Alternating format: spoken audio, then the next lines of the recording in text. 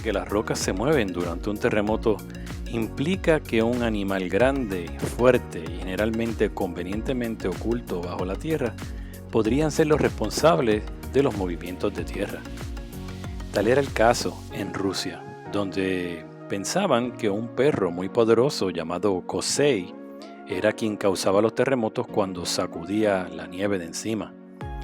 En Mongolia y en China también pensaban que eran animales en el cual el mundo iba a las espaldas de estos animales. Por ejemplo, en Mongolia pensaban que era un sapo y pensaban que los terremotos entonces ocurrían cuando el sapo se movía. En China, en vez de un sapo, era un toro. Y en India tenían esta creencia muy interesante que envolvía varios animales.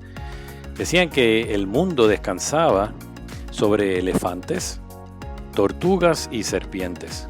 Como podemos ver en esta ilustración, podemos ver parte del mundo descansa sobre 3 elefantes o 4, y los elefantes están encima de una tortuga y la tortuga a su vez está encima de una serpiente. O sea que era muy fácil explicar que cuando alguno de estos animales se movían, por ejemplo cambiaban su posición, cuando la tortuga intercambiaba con la serpiente y así por el estilo, entonces era cuando ocurrían los terremotos.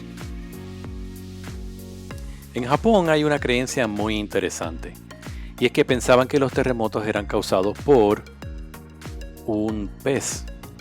Es un pez gato muy grande, conocido como Namazu. Pues el pez se revolcaba, y cuando se revolcaba entonces era que causaba los terremotos y los tsunamis. Y se revolcaba y se movía cuando el guardián, que en este caso era un dios llamado Kashima, no estaba pendiente. Así que el pez aprovechaba, se movía, y entonces tenía que venir Kashima para controlarlo. Y aquí se pueden ver en estas figuras en que Kashima lo controla con una espada o con una piedra.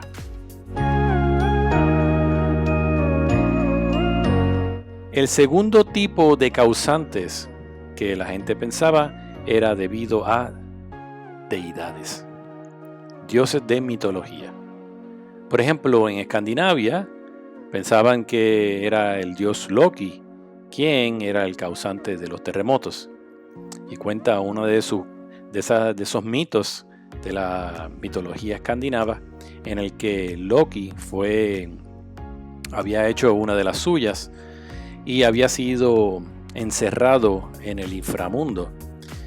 Y este tenía que ser alimentado por un veneno de una serpiente. Y este veneno de la serpiente lo hacía retorcerse. Así que muchas veces cuando él se retorcía, entonces ellos pensaban que era Loki, era quien se movía y generaba los terremotos.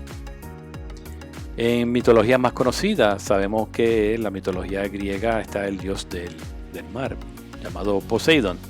Y aquí en la figura lo podemos observar en la mano derecha abajo, aguantando su tridente.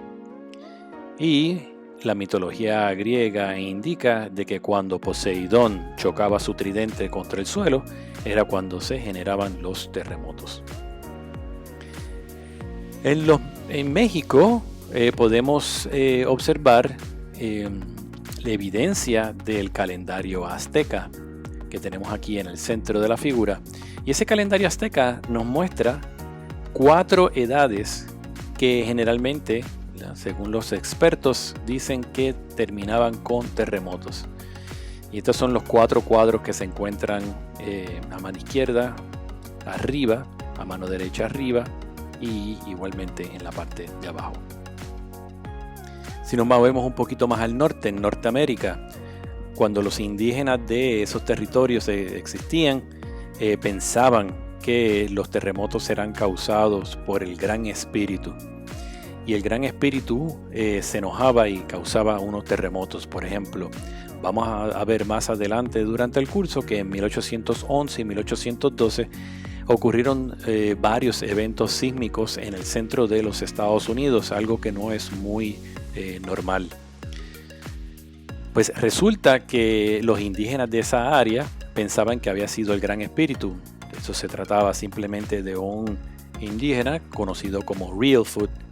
Se quería casar con la hija del líder de una tribu vecina, y al líder de esta tribu vecina no querer que Reelfoot se casara, que su hija se casara con Reelfoot, pues entonces Reelfoot decidió robársela una noche y llevársela.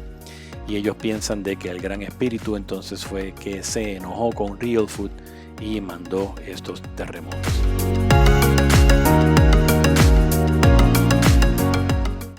El tercer causante de los terremotos, según las mitologías, está asociado a eventos significativos teológicos. Bien, estas son cosas que nosotros podemos encontrar en la Biblia. El más conocido de estos se encuentra en Mateo 27:51, en donde indica que la tierra tembló al momento de Cristo morir en la cruz. De igual forma, en Hechos 2:16-26 habla sobre cómo dos prisioneros, entre estos se llaman Pablo y Silas, escapan de una cárcel gracias a que Dios envió un terremoto. Y un químico belga en el siglo XVII invocaba la intervención divina para los terremotos. Básicamente decía que cuando Dios enviaba una señal a los ángeles, sonar unas campanas, entonces sucedían los terremotos. Así que estas creencias estuvieron rondando la faz de la tierra por muchísimos años. Y no es hasta que viene Galesius en Italia para el 1570, en donde empieza a pensar que tal vez estos mitos no tienen ninguna base científica y deberían de ponerle un poquito más de análisis y estudio a las causas de los terremotos. Pero fíjense que Galesius fue una persona bastante adelantada para su tiempo, en el cual decía que las causas se podían remontar a lo que pensaban los griegos, porque los griegos, fíjense que aunque hemos mencionado que posiblemente Poseidón era quien generaba los terremotos, sí, los griegos, vamos a ver más adelante, que sí tenían cierto conocimiento del mundo físico y podían decir algo sobre qué podía ser lo que causaba los terremotos, en vez de adjudicárselo a un dios griego.